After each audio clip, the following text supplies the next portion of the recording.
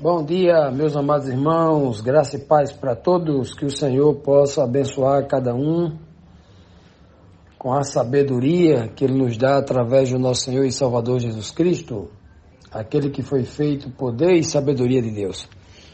Amados, vamos hoje, quarta-feira, para a nossa lição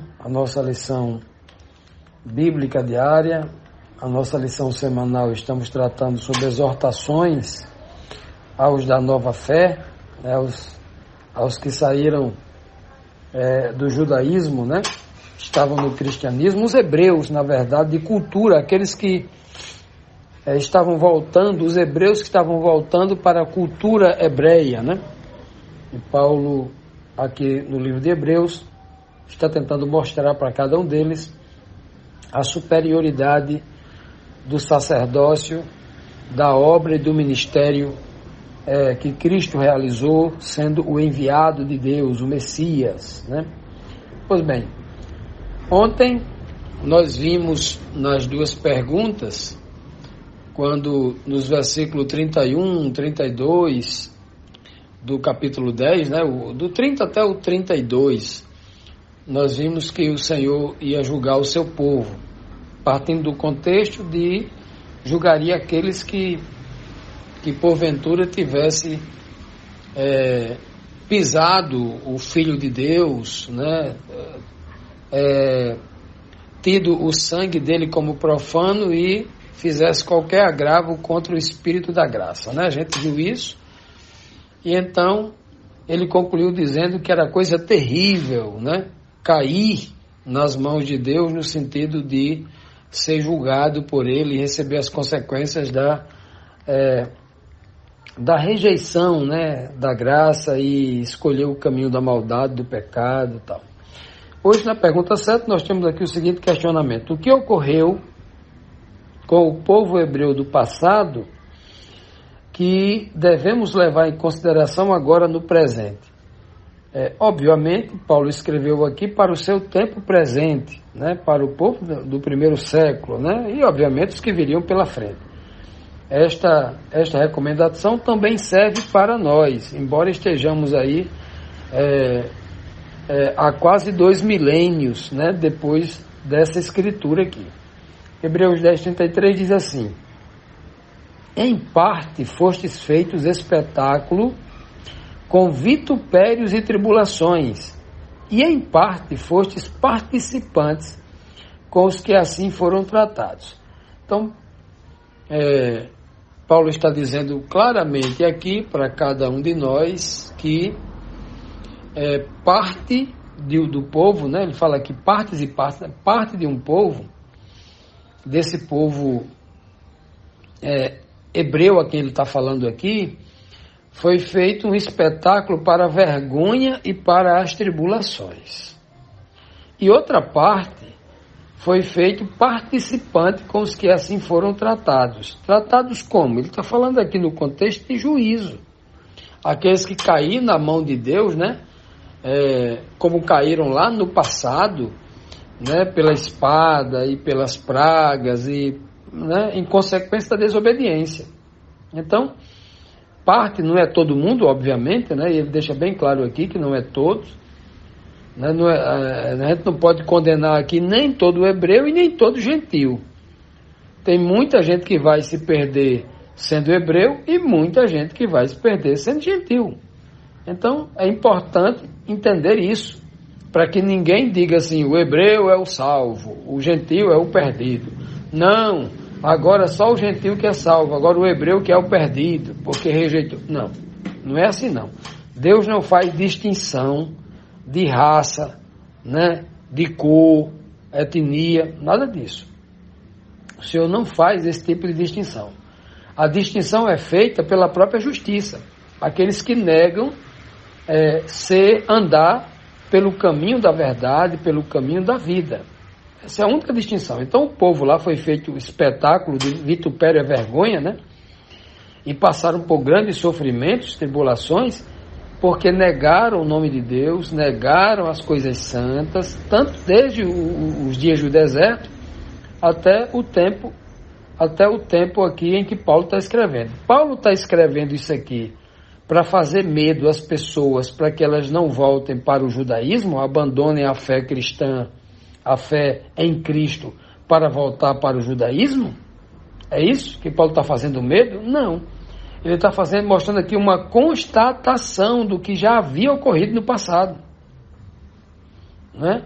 Aquele sofrimento do povo todo lá no deserto, eles serviram para nós hoje como um espetáculo de vergonha e tribulação.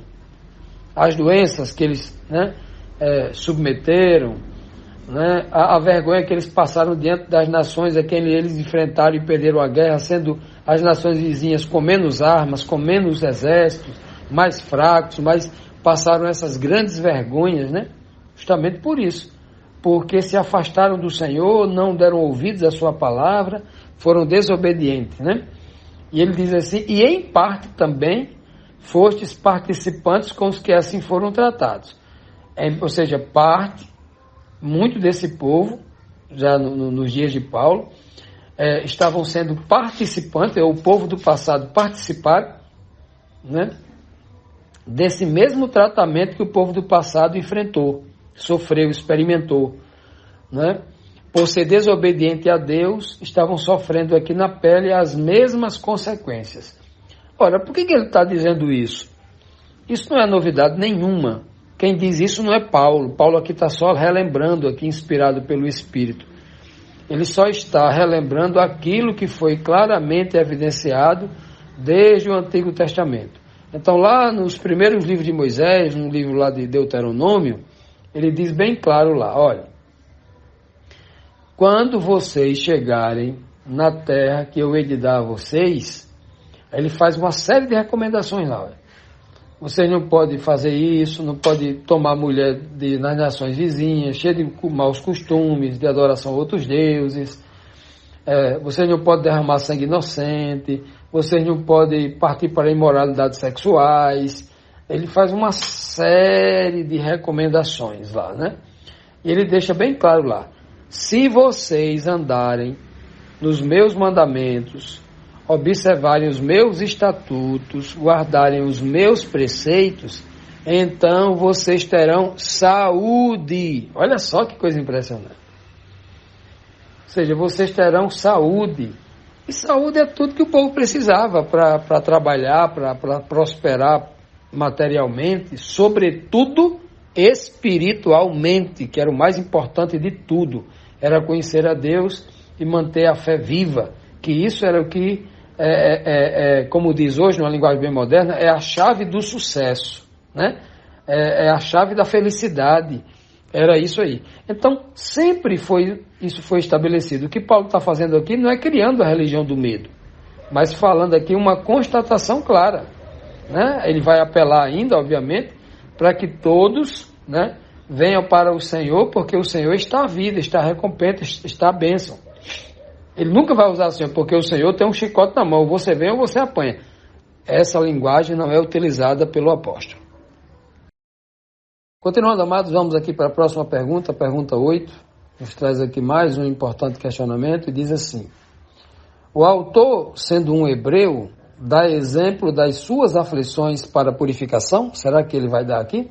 Vamos ver, Hebreu 10:34 diz assim, ó: porque também vos compadecestes das minhas prisões. Olha só. Mais uma evidência, dentre tantas já apresentadas ao longo de todas as lições que a gente tem visto aqui, mais uma evidência de que essa escritura aqui trata-se de Paulo, né? Paulo.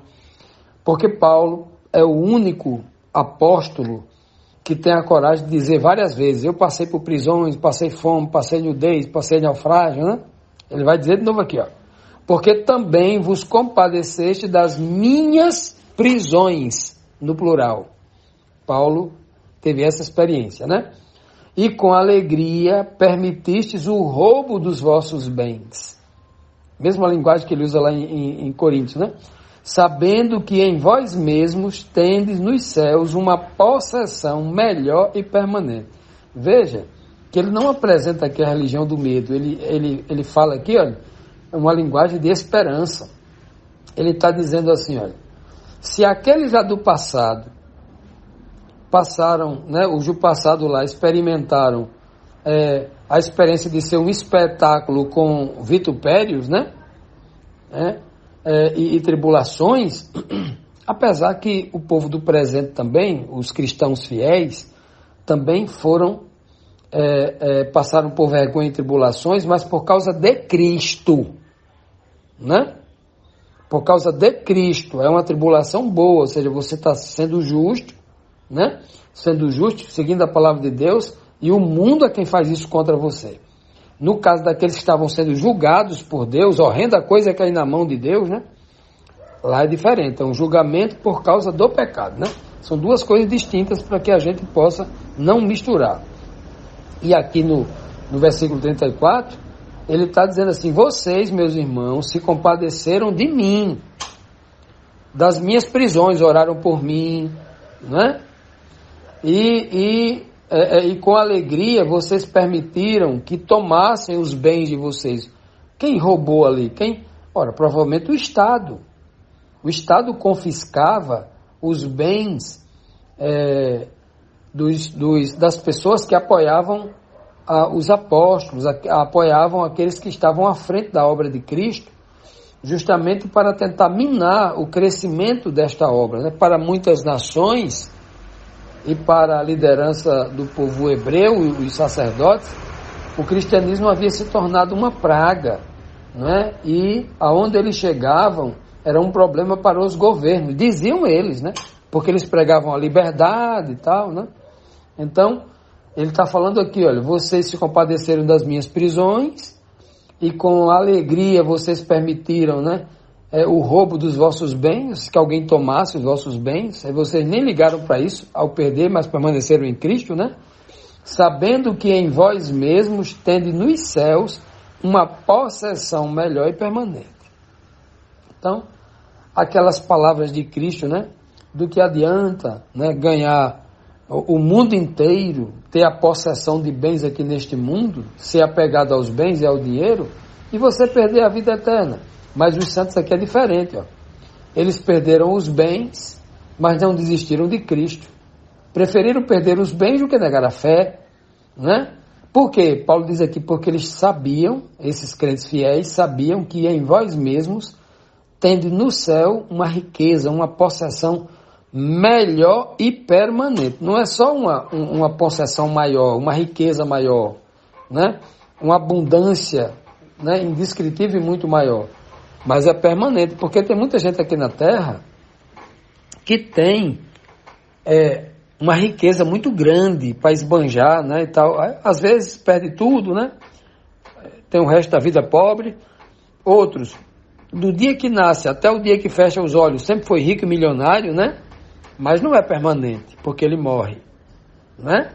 Então não é uma possessão permanente.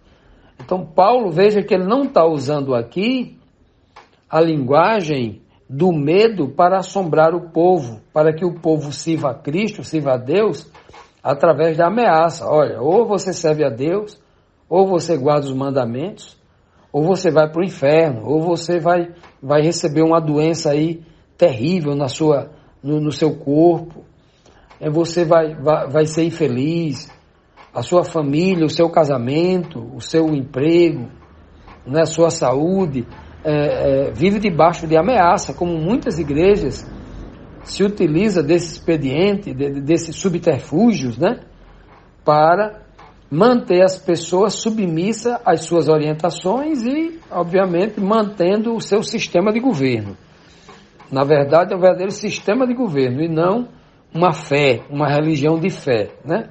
Essa é a verdade.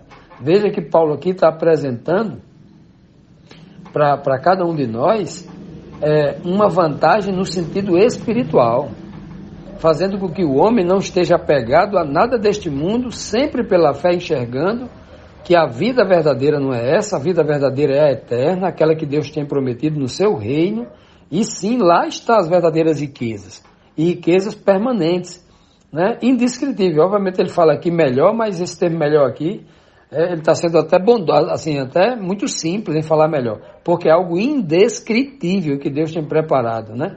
Não é uma possessão melhor, é algo inimaginável o que o Senhor tem preparado para aqueles que o amam, para aqueles que lhe obedecem. E essa é a verdade aqui, né? É o exemplo que ele mostra, não que toda pessoa que passa por aflição já tem direito a isso, não. É aquele que passa por aflição por causa da fé.